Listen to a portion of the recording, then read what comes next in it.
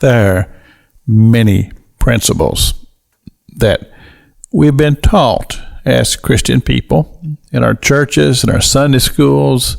We've been taught things, but through the process of time, often we forget, or we just put it on the back burner and we don't think much about it.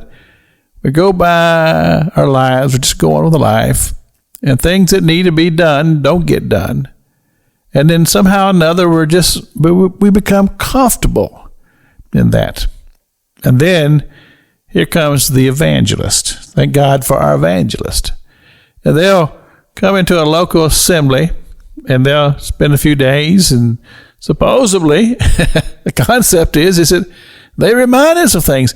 Very rarely will they tell you something you don't know, but they're going to remind you about your calling and about what God has said to you. My wife, who is a precious, precious, precious soul, and she had something that God had spoke to her about that she had kind of done just what I said. It's just kind of put it on the back burner. And she was at a meeting, and the pastor who was preached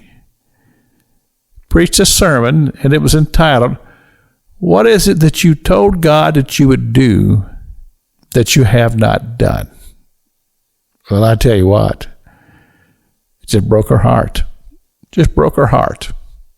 And she went down to the altar and she wept. And she said, "God, I'm sorry." Well, as a result of that, she went to the local hospital here and she signed up to be a volunteer to hold the preemie babies in the nursery. But see, as it turns out, that everybody who volunteers, they all want that job. And so in order to be able to do that job, she had to go on a list, and they gave her other jobs to do. Until finally she got to the point where she wanted to be as a person who would just go to the hospital and just hold the babies. This is very, very important. But out of that, there became another reminder in her life that she had a love for just caring for people.